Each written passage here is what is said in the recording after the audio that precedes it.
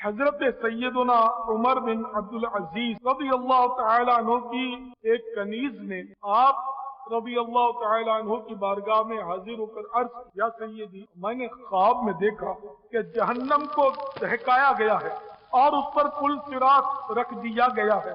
اتنے میں اموی خلفاء کو لایا گیا۔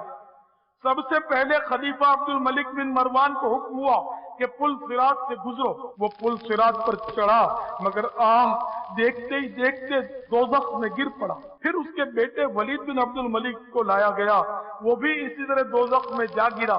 پھر سلیمان بن عبد الملک کو حاضر کیا گیا اور وہ بھی اسی طرح دوزخ میں گر پڑا۔ ان سب کے بعد یا امیر المومنین آپ کو لایا گیا۔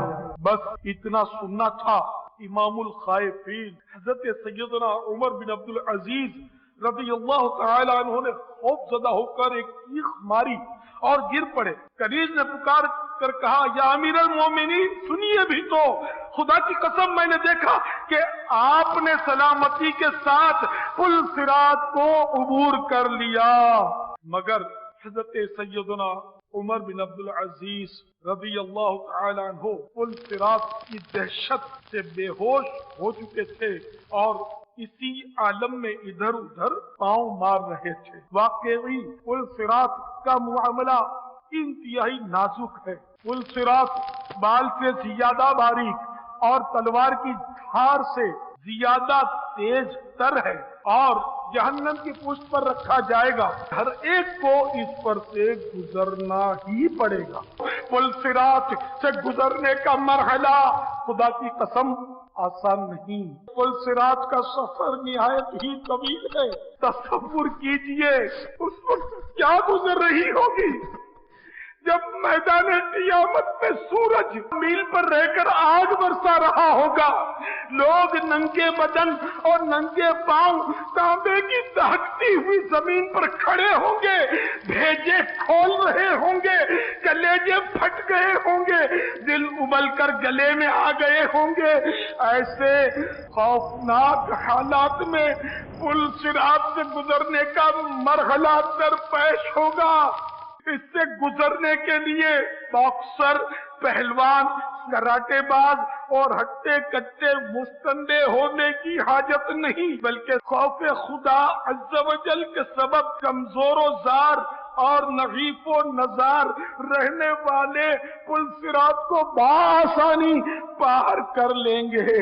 میٹھے میٹھے اسلامی بھائیوں، جہنم کی آگ تاریک ہوگی، پل صراط اندھیرے میں ڈوبا ہوگا، فقط وہی کامیاب ہوگا جس پر رب الاکرم عز و جل کا فضل و کرم ہوگا۔ چنانچہ حضرت سیدنا سہل بن عبداللہ تستری رضی اللہ تعالی عنہ سے مروی ہے کہ جس پر دنیا میں تنگی ہوئی اس پر آخرت میں کشادگی ہوگی، اور جس پر دنیا میں کشادگی ہوئی آخرت میں تنگی ہوگی۔ دستور ہے کہ جتنا مال زیادہ اتنا ہی وبال بھی زیادہ۔ سفر کا بھی اصول ہے کہ بس یا ریل گاڑی وغیرہ میں جس کے پاس سامان زیادہ ہوتا ہے اس کو اتنا ہی بوجھ سنبھالنے میں زیادہ دقت کا سامنا کرنا پڑتا ہے۔ اسی طرح جس کے پاس دنیا کے مال کا بوجھ کم ہوگا اسے آخرت میں سہولت رہے گی۔ چنانچہ حضرت سیدنا انس بن مالک رضی اللہ تعالی عنہ نے فرمایا، اللہ عز و جل کے محبوب عز و جل و صلی اللہ تعالی علیہ وآلہ وسلم کا فرمان عبرت نشان ہے کہ ہمارے آگے ایک سخت گھاٹی ہے، اس پر صرف ہلکے بوجھ والے گزر سکیں گے۔ ایک صاحب نے عرض کی، آقا میں بھاری بوجھ والوں میں سے ہوں یا ہلکے بوجھ والوں میں سے؟ فرمایا کیا تیرے پاس آج کا کھانا ہے؟ عرض کی جی ہاں۔ فرمایا کل کا؟ عرض کی جی ہاں۔ پھر فرمایا پرسوں کا کھانا ہے؟ عرض کی جی نہیں۔ ارشاد فرمایا اگر تیرے پاس 3 دنوں کا کھانا ہوتا تو بھاری بوجھ والوں میں ہوتا۔ اے میرے میٹھے میٹھے اسلامی بھائیو، ہمارے یہاں 3 دن کے کھانے کے ذخیرے کی تو بات ہی کہاں ہے، محض حرص کے باعث بلا ضرورت ہر چیز کا انبار لگا رہتا ہے۔ ہم حریصوں کا کیا بنے گا؟ ہمارے سروں پر دولت کی کثرت کا بوجھ، مزید مال بڑھائے چلے جانے کی ہوس کا بوجھ، کئی کئی دکانوں اور کارخانوں، ٹیکس کی چوریوں اور سودی قرضوں کا بوجھ، ملاوٹوں اور دھوکے بازیوں کا بوجھ، بس ہمارے سروں پر تو بوجھ اور بوجھ ہی بوجھ ہے۔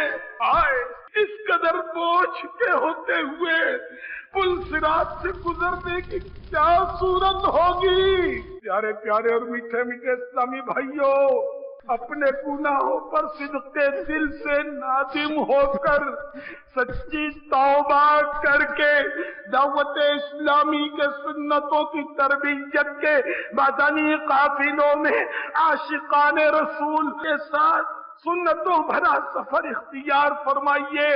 اے بے نمازیوں تم بھی سنو، اے ماہ رمضان کے روزے قضا کرنے والوں آؤ تم بھی سنو، اے داڑھی منڈانے والوں، اے خشخشی رکھانے والوں، اے ماں باپ کو ستانے والوں، اے ڈاکوؤں، اے چوروں، اے جیب کتروں، آؤ آؤ تم بھی سنو، اے مسجد میں جوتے چرانے والوں تم بھی سنو، اے ہیروئن کے کش لگانے والوں تم بھی سنو، اے شرابیوں، اے زانیوں، اے جواریوں، اے سٹا کھیلنے والوں، اے حرام روزی کمانے والوں، جھوٹ بول کر سودا چلانے والوں، ملاوٹ والا مال بیچنے والوں، دھوکہ بازی کا بازار گرم کرنے والوں تم بھی سنو۔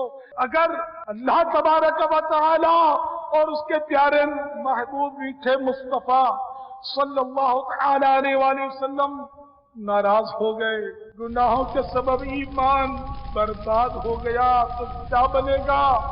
اور جو دنیا میں استقامت سے ہٹ گیا اور نافرمانی کی تو پہلے ہی قدم میں پل صراط سے پھسل کر گر پڑے گا۔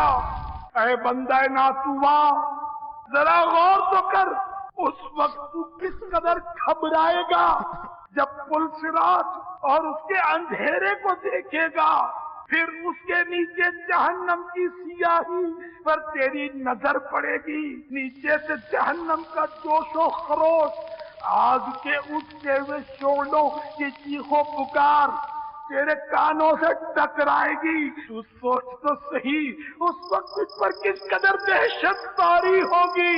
یاد رکھ، تیرا دل چاہے کتنا ہی بےکل ہو، قدم پھسل رہے ہو، تو لاکھ کمزوری کی حالت میں اس وقت ہو، مگر تجھے پل صراط پر چلنا ہی پڑے گا۔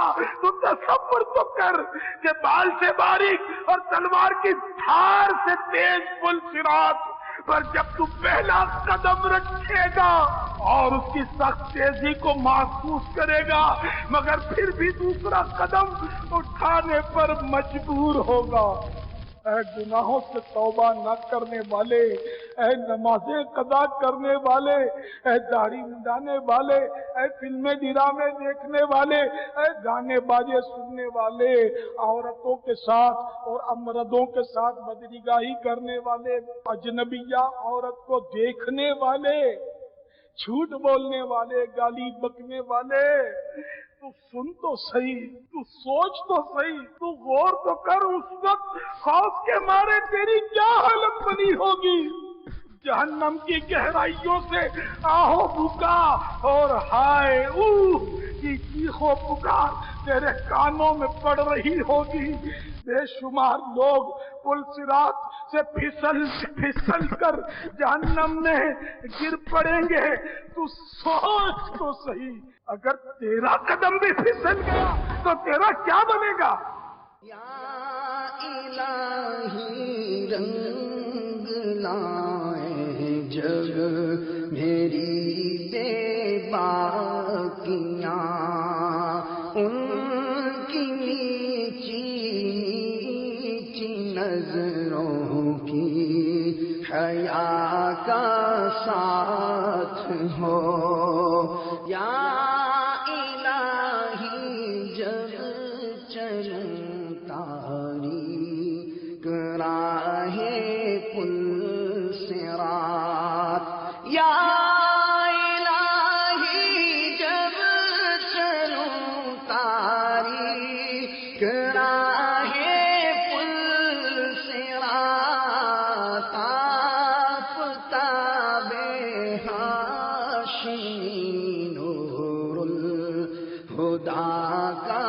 ساتھ ہو یا الہی جب سر شمشیر پر چلنا پڑے یا الہی جب سر شمشیر پر چلنا پڑے تو رب سلم کہنے والے غم زدہ کا ساتھ ہو رب سلم کہنے والے غم زدہ کا ساتھ ہو